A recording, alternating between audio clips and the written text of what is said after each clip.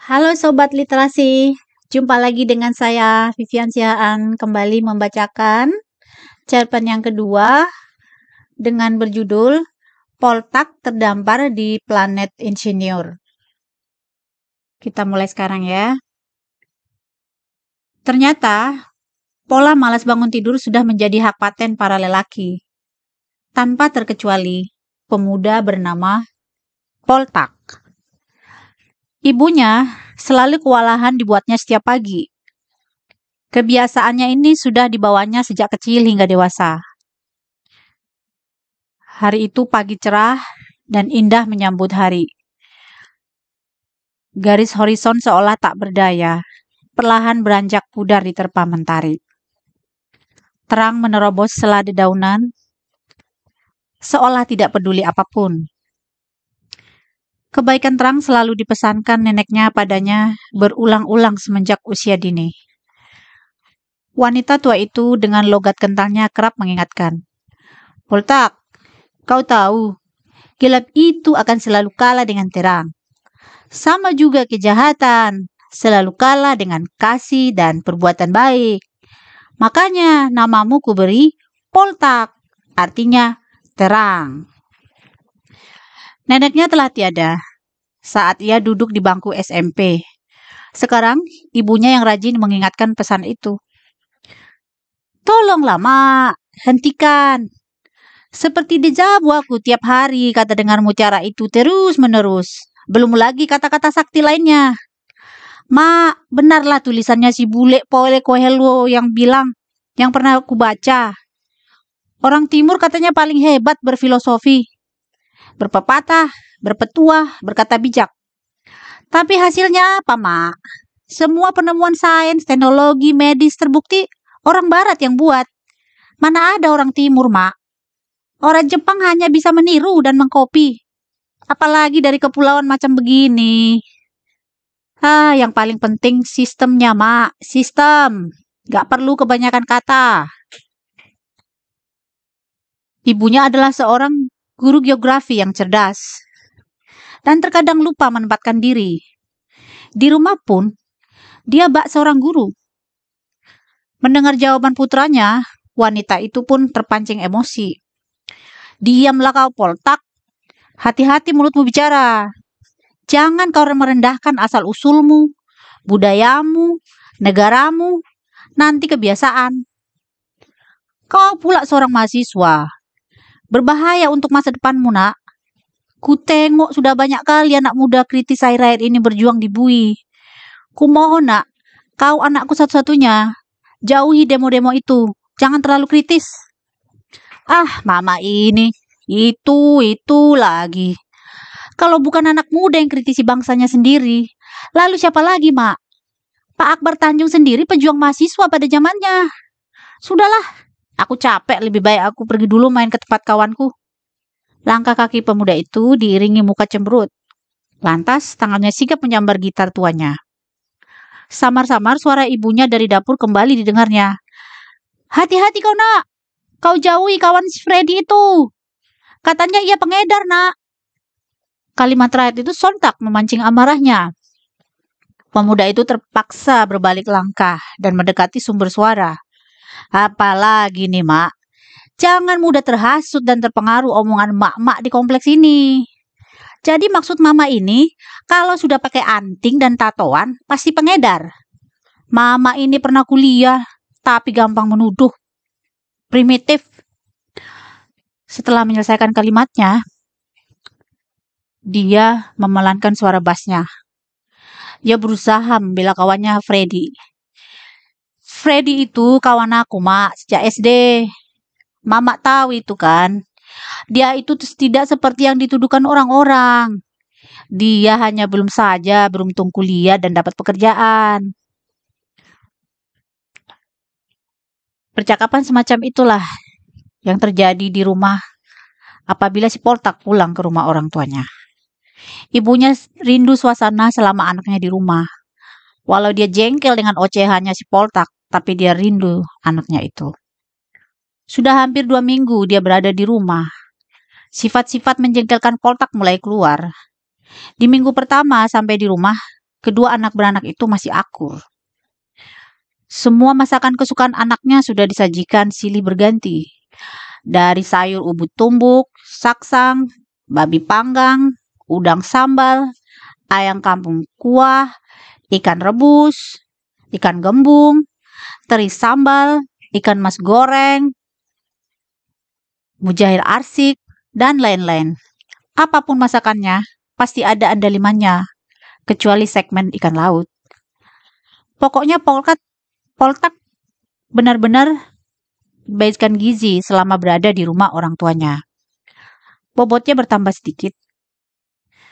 Hanya hitungan hari, dia akan sayonara pada masakan ibunya.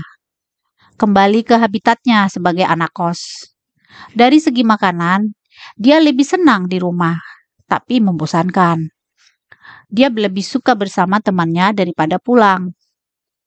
Tapi karena dia anak satu-satunya, sulit baginya mengelak keinginan ibunya. Dia harus pulang. Poltak sebenarnya adalah pencinta kebebasan. Kos-kosan. Sejuk dan hangat pun terpadu menjadi satu. Aroma bebungaan memenuhi sekitar. Kicau burung yang bening menambah keindahan. Sepertinya mereka mengucapkan selamat pagi untuk semesta. Semuanya terasa begitu tenang. Nuansa pagi yang luar biasa, tidak seperti pagi sebelum-sebelumnya. Suara deru kendaraan seolah memulai subuh pagi, suara teriakan tukang sayur dan motor ataupun mobil yang dipanaskan. Belum termasuk teriakan tetangga yang memekakkan telinga. Sepanjang Poltak menjauh dari ibunya, perdebatan semacam ini tidak terjadi pada diri lelaki jangkung itu. Sudah menjadi rutinitas setiap pagi, kakinya langsung beranjak menuju sofa tua langganannya, duduk memandang ke halaman depan. Tidak lupa dengan rokok filter di tangan, ditemani secangkir kopi. Beberapa menit kemudian, cangkir kopi tua peninggalan kakeknya sudah berada di tangannya. Aroma kopi panas pun selalu menemani untuk memulai harinya. Ibunya rutin mengirimkan kopi sidikalang kesukaannya. Dia sengaja memaketkan banyak untuk dibagikan ke bapak kos dan teman-temannya. Tengah hari, 1-2 orang teman pasti akan menelpon dia. Pak kos kewalahan memanggilnya. Bisa 2-3 hari dirinya tidak pulang ke kos. Dapat dipastikan, tidak ada yang akan mencarinya. Bagi pemilik kos itu, bukanlah masalah. Dulu badan pemuda itu sehat dan kekar, namun kian hari kian kurus dan terlihat tidak terurus. Ibunya akan cerewet bila tahu anaknya kurus berantakan dan bau badannya itu seperti bau busuk orang yang jarang mandi.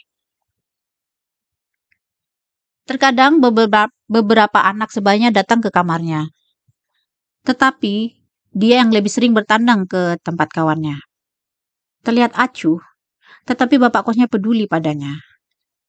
Pemilik kos 10 kamar itu tahu Poltak adalah anak yang pintar dan berhati baik. Pak Johan pernah memberi sinyal agar lebih berhati-hati dalam pergaulan. Namun, sejak itu lelaki itu tidak pernah membicarakannya lagi. Lagi pula, kedua anak Pak Johan juga diajari oleh Poltak. Anak-anak itu juga menyukai pria berambut ikal itu. Mereka menamainya si jenius Poltak. Masa awal tinggal di kosnya, Poltak membawa energi bagus. Selain rajin kuliah, ia terbilang rutin mengajari kedua anak bapak kos yang duduk di bangku SMP. Dan juga anak-anak anak-anak SMA sekitar.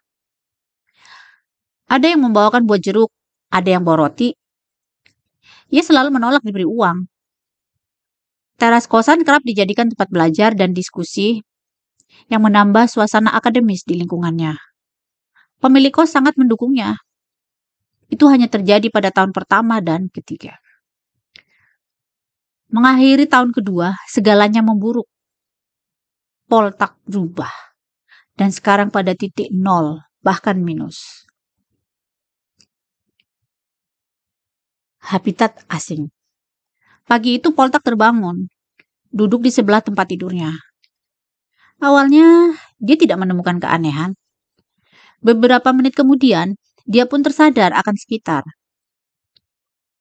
Itu bukan tempat tidur dan bukan kamar kosnya. Dia seperti tidak percaya apa yang terjadi, apa yang dilihatnya. Dalam pandangannya tempat itu benar-benar berbeda. Berkali-kali ia mencubit lengannya, menampar pipinya. Suasananya sangat mirip dengan kota-kota di wilayah Eropa atau Amerika yang pernah dilihatnya di film-film Hollywood. Boulevard sangat rapi dan bersih. Semakin lama dia semakin terheran. Ada apa ini? Di mana aku sekarang? Setumpuk pertanyaan menguap dari otaknya. Kenapa dari tadi belum juga bertemu orang-orang? Di mana dan kemana mereka semua? Satu sisi ia suka. Lingkungannya benar-benar bersih, tanpa sampah yang pernah biasanya disaksikan di negerinya. Tapi sisi lain dia cemas. Ada apa ini? Sepanjang jalan raya terlihat bersih dari tukang parkir, dari tukang jualan. Ingatannya tertuju ke habitat aslinya. Baik di sekitar rumah orang tuanya, juga di sekitar kosnya. Jalanan berdebu, berlubang, menyempit, dan macet.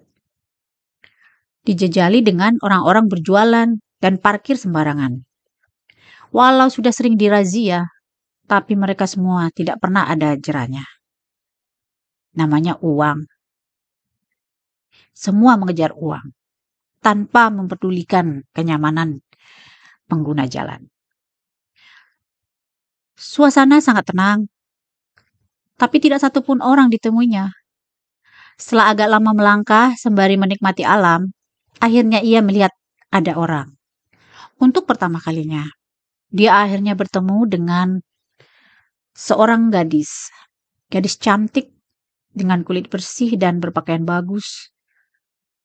Pakaian yang pas di badannya, sangat modis dan trendy. Riasan ringan wajahnya sangatlah elegan dan memesona. Gadis itu berusia sekitar awal 20-an. Pesona gadis seksi dan cantik adalah kelemahan baginya.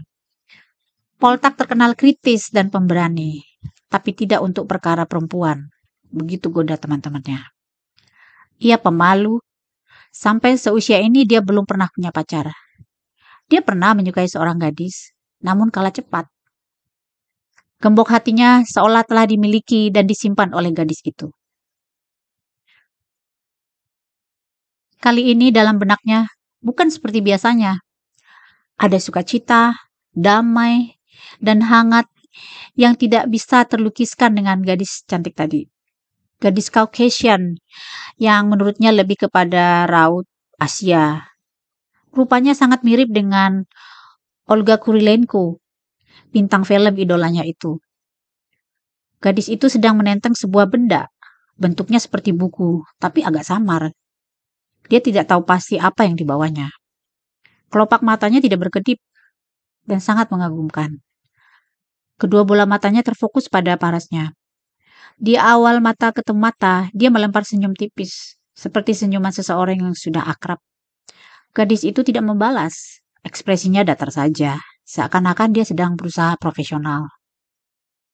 Lalu kakinya bergerak, langkah demi langkah. Ia menikmati udara yang segar dan tidak tahu rasa gelimbangnya tak terbendung. Pikirannya pun terasa enteng. Dia memasuki tempat perbelanjaan yang besar. Dia juga heran, di sini juga ada mall besar. Suasana benar-benar senyap. Tempat belanja yang bersih. Dan semua serba otomatis. Tidak ada uang. Dan semuanya tinggal ambil. Semua sistem otomatis. Tiba-tiba sebuah suara merdu dan elegan masuk ke telinganya. Dan juga semua pengunjung lainnya. Suara itu memberi informasi. Bahasa itu sangatlah asing baginya. Ia sadar hal itu.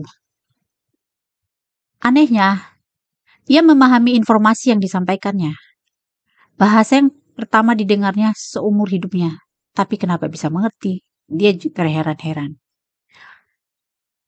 Seperti suara wanita 20-an tahunan. Di telinganya terdengar seperti perbauran bahasa tertentu dan bahasa orang Rusia. Terdengar agak maskulin dan didominasi bunyi frikatif. Konsonan-konsonan geser yang sulit untuk lidahnya. Hanya ahli fonetik yang sanggup menganalisanya, pikirnya. Di telinga Poltak, bunyi itu tetaplah asing dan berbeda. Dia tidak mengerti bahasa apa itu. Tapi dia tahu makna apa yang diujarkan. Rasa penasaran menyeret. Langkah kakinya berhenti pada sebuah minimarket di pojok pusat perbelanjaan. Halamannya asri dan rindang. Ada 2 orang lelaki muda rapi sedang asik berbincang. Minimarket terlihat rapi dan bersih, dan hanya 2 orang pembeli tengah memilih-milih barang di pojok ruangan. Tidak terfikir memiliki uang, ia sudah sangat lapar. Ia sadar nggak punya uang, tetap saja melangkah masuk. Tatanan barang tidak terlalu jauh berbeda dengan apa yang dilihatnya di kotanya. Langkahnya mendekati deretan pajangan makanan. Dia pun mengambil apel dari rak buah dan air mineral. Tidak ada uang sama sekali. Terlihat orang yang antri di kasir hanya memberikan pergelangan tangan kanannya.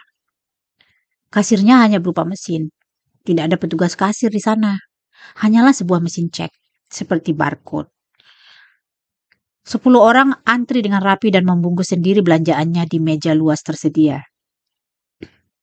Benaknya pun kritis dan bergumam. Kalau ini negaraku sudah habis dicuriin. Bagaimana tidak? Barang-barang jualan tanpa ada penjagaan. Bahkan barang sampai ditaruh di luar pun aman. Kali ini dia melihat pembeli menunjukkan lengan kanan ke sensor harga. Dan semua beres. Tanpa disadari dia memiliki hal yang sama di tangan kanannya.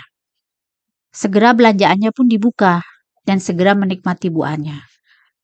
Bentuknya apel, namun rasanya sangat enak. Ia pun heran, di tangannya juga ada barcode. Ia tidak menyapa orang di dalam. Dia takut tidak dibalas. Mereka pun tidak saling menyapa. Semua orang tampak cuek dan sibuk dengan dirinya sendiri. Poltak hanya ikutan antri di belakang dengan tanda pada lengannya. Ia sendiri heran, kenapa tanda itu ada bersamanya. Baru tersadar ketika melihat orang-orang ke kasir mesin. Sepanjang menapaki lingkungan baru itu, dia tidak henti-hentinya terkagum dan terkesima. Sepasang orang, mungkin saja suami istri tengah duduk bersantai di beranda rumahnya. Waktu santai menikmati pagi yang indah, rumahnya yang begitu nyaman dihiasi bebungaan. Seorang anak kecil sibuk dengan mainannya. Seekor binatang seperti anjing, tapi cantik, meloncat berlarian. Sementara rumah yang cukup besar itu bertetangga dengan taman yang asri. Dan tak lama kemudian seseorang menghampiri seakan-akan ingin memberikan sesuatu seperti delivery. Tapi bukan tukang pos. Hari pun mulai gelap. Dia mencari petunjuk dan mendapatkan penginapan. Dia baru mengetahui waktu dan tanggal dari petugas hotel. Waktu juga sangat aneh. Bukan 24 jam, tapi total seharian sangat panjang, 40 jam. Ada penunjuk waktu, namun hanya dikenal 2, yakni jam tidur dan jam aktivitas. Kalau sudah mendengar bunyi lonceng, ketika itu juga matahari mulai redup. Semua aktivitas pun terhenti. Warga segera masuk ke rumah masing-masing. Di luar waktu, dia juga menemukan keanehan lain, yakni orang. Tinggal berhari-hari di sana, dia belum pernah menemukan orang berusia lanjut. Maksimal sekitaran 45 tahun. Segera seorang petugas berpakaian energik dan elegan berwarna abu-abu mendekati dan meminta dengan bahasa tubuh berwibawa menggiring Poltak ke sebuah tempat. Tempat yang sangat rapi dan bersih. Entah bahasa apa yang digunakan. Yang pasti bukan bahasa Inggris. Namun kenyataannya dia mengerti apa yang dimaksud. Lucunya, Poltak membalas dalam bahasa daerahnya, bahasa Batak. Mereka juga mengerti. Petugas berseragam lainnya mewawancarainya dan memberi pengarahan aturan hidup di planet ini. Dokumen berisi informasi tentang Poltak ditunjukkan padanya. Dia mendapati dirinya dengan identitas baru. Bertuliskan namanya, waktu kedatangan, masa kadaluarsa, dan jumlah saldo rekening. Tubuhnya mengayunkan langkah ke alamat yang diarahkan petugas tadi. Dengan rasa agak malu-malu memperkenalkan dirinya. Perkenalkan, nama saya Poltak tahan uji. Saya penghuni baru di sini. Saya diminta ke gedung ini. Itulah hari pertama dia bekerja. Di luar cuaca begitu-begitu saja. Tiada terik, tiada dingin. Cuaca stabil. Suhu luar cenderung setara dengan suhu badan. Lewat dokumen yang diberikan, dia mulai mengerti tempat itu. Ketika sudah seseorang menggapai 35 tahun, langsung kepada keabadian, tidak akan tua lagi. Tidak ada penuaan lagi. Mereka dalam masa ekstensi pengabdian dalam 10 tahun. Sehingga seseorang akan mati secara otomatis usia total 45 tahun. Kepala mereka sudah diprogram dengan masa kematian. Tidak akan pernah ada yang lebih. Mereka bebas menikah, hanya minimal batas nikah pada umur 20 tahun. Juga dibatasi memiliki keturunan. Setiap wanita telah dirancang untuk berkesempatan melahirkan hanya sekali. Untuk kasus tertentu, program bayi tabung tetap ditawarkan. Angka kelahiran sangat dibatasi, begitu juga dengan jenis kelamin. Semua dikendalikan dan diklasifikasi sejak lahir, seperti divaksin. Nanti untuk melahirkan lelaki atau wanita di divisi keturunan. Bagi yang ingin lebih dari aturan, dapat menghubungi Departemen Reproduksi dan Departemen Pekerjaan. Lulus dari ujian kedua, lembaga baru diizinkan anak yang kedua. Komposisi penduduk dan kaderisasi telah disesuaikan dengan lapangan pekerjaan. Sebutan dewasa dikategorikan pada umur 17 tahun, tapi bukan batas usia minimal menikah. Tentu saja, ada sekolah di sana. Penjurusan yang pasti semua jurusan teknis, disesuaikan dengan kebutuhan mereka. Sehingga tidak akan ditemui jurusan atau bidang ilmu yang tersia-sia. Semua dengan perencanaan yang ketat. Hukum sangat ketat, karena hanya satu penguasa ruler mutlak yang mengatur kehidupan mereka. Keputusan mereka tidak bisa digugat. Semua telah diatur oleh the highest ruler, penguasa tertinggi, seperti senator. Namun mereka merupakan kepala dari semua departemen teknis. Penjelasan pemandu Poltak sangat membantunya. Di laboratorium tempatnya bekerja, dihuni berbagai suku bangsa. Orang Jepang, Caucasian, India, Cina, Afrika, dan wajah asing yang tak pernah dilihatnya sebelumnya. Anda pasti Japanese, tanya rekan kerjanya. Dengan dialek kentalnya pemuda itu menjelaskan bahwa dia dari Sumatera, Tanah Batak. Anda pasti sudah mulai paham bukan? Planet yang diperuntukkan bagi para insinyur. Poltak pun mengangguk dan menyadari dari buku panduan bahwa penghuni haruslah orang yang berguna. Dia bertemu sekali dengan orang yang berpapan nama Thomas Alva Edison. Awalnya tidak menyangka si penemu fenomenal itu. Sesungguhnya dia lebih mempercayai Tesla dalam perdebatan penemu yang sesungguhnya. Tapi sayang dia tidak sempat berjumpa pria jenius itu. Graham Bell juga ada di sana, sedang sibuk berbicara dengan seseorang.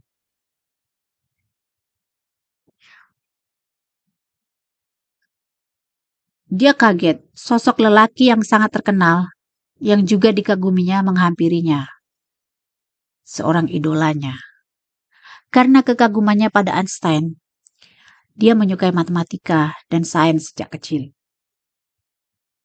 Rambutnya tidak mengembang seperti pada buku-buku dan poster di kamarnya waktu SMA. Tapi wajah itu adalah milik Einstein. Tidak seperti dalam poster-poster yang dia lihat sama sekali.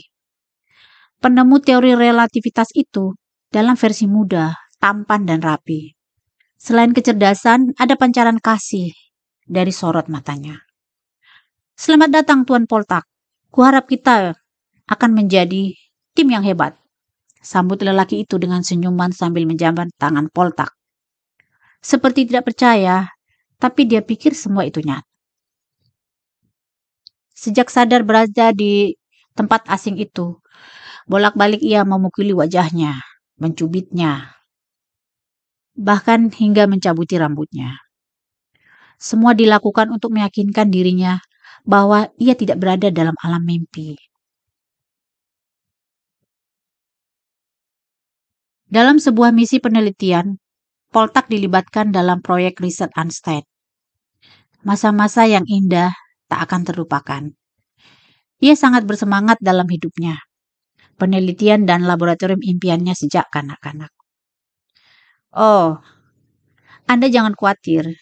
Di sini juga banyak ilmuwan berasal dari wilayahmu, dari berbagai suku, dan saya sudah tidak asing dengan orang sepertimu. Pemerintah kalian kurang memedulikan para ilmuwannya. Minimnya perhatian dan fasilitas terhadap ilmu dan teknologi.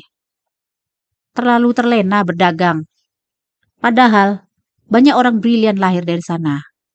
Dan parahnya, mereka hanya diupah setara dengan yang lainnya.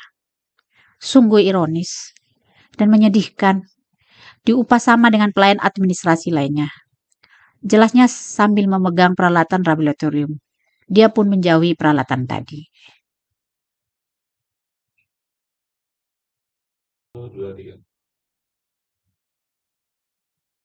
Sambil menorehkan rumusan di papan tulis, ia melanjutkan pengamatannya.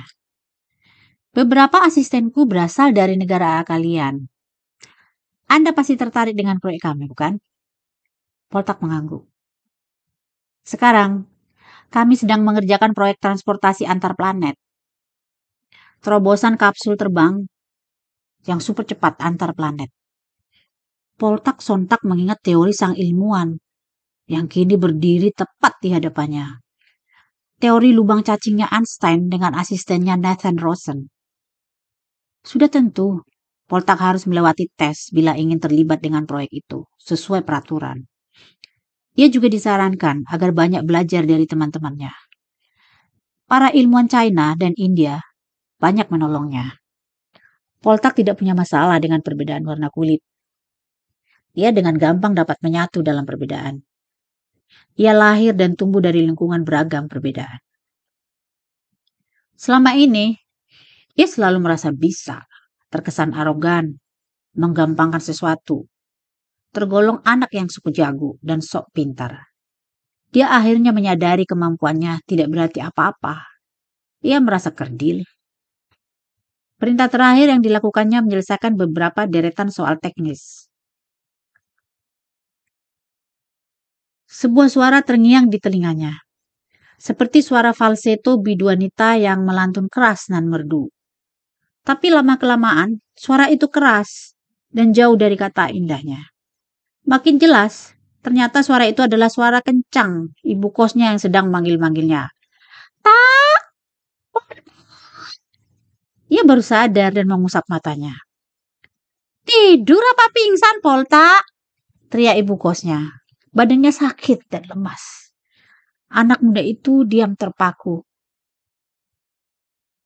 Dia memutuskan tepi keraguannya. Bahkan semua yang dialaminya tidaklah nyata. Hanyalah mimpi. Ia berada dalam kebingungan. Polta, ini loh, telepon dari ibumu. Sudah sedari tadi. Polta, cepat turun. Ia tidak peduli teriakan itu. Semula ia mengira barusan benar-benar ada di planet Insinyur. Bukan tanda, bukan barcode. Yang ada bekas sayatan mengering. Dia lelah dan berhenti menduga-duga chip atau narkoba. Semakin ia tatap sayatan itu, semakin ia menyalahkan dirinya sendiri. Dia menangis. Dia hampir saja mati. Dia overdosis. Alat suntik masih berserak di lantai. Matanya melirik buku-buku tentang panduan keluar dari kecanduan narkoba, berserak di lantai. Kamarnya benar-benar berantakan. Ia kembali kumpulkan tekad, keinginan untuk berubah. Tersisa dalam dirinya hanyalah timbunan malu. Dia menatapi wajahnya, mendorong maju kedua telapak tangannya hingga membuat wajahnya mengerut. Kalau saja benda itu bicara, mungkin saja sang cermin akan protes dan berkata, Aku sudah muak dengan wajahmu, Poltak. Tidak hanya itu, aku paling muak memuntah dengan komitmen nihilmu. Kepalan kokoh tangannya meninju permukaan cermin. Bibirnya gemetar. Pemuda itu menangis. Dia ingin berteriak sekuat tenaga, tapi ia malu. Air matanya jatuh paralel, mengaliri tepian hidungnya. Dia malu pada dirinya. Sorot matanya bak ujuk tombak menatap tajam. Ingin menusuk retakan cermin. Lagi-lagi janji baru. Tekadnya sudah bulat. Kali ini ia benar-benar ingin berubah. Ikrar terakhirnya, tidak mau menyanyiakan masa mudanya. Terbayang wajah ibunya, sosok yang sangat menyayanginya. Bagaimana nanti keluarganya dan ibunya dicap gagal? Guru, tapi anaknya saja narkoba. Mendidik anaknya saja gagal. Bagaimana kita mau percaya? Dia takut ibunya dicap ibunya seorang pecandu narkoba. Gelora keinginan berubah, berkobar membara untuk keluar dari narkoba. Ia bertekad ingin menyelesaikan kuliahnya. Ia sudah tidak muda lagi. Bulan depan sudah 26 tahun. Artinya, zona merah drop out. Ia mengambil spidol besar menorehkan janjinya pada kertas putih. Di samping poster band idolanya, Metallica, dan poster juluran Lida Einstein. Tulisan besar yang menutupi dinding kamarnya dan berbunyi, "Aku ingin berubah. Stop narkoba. Buang kemalasanmu. Semangat, semangat. Bangkit, Poltak." Demikianlah cerpen ini. Dan cerpen ini saya tuliskan tanggal 13 Desember 2011 lalu. Semoga bisa menghibur. Dan terima kasih atas perhatiannya. Sampai ketemu kembali di cerpen berikutnya. Horas!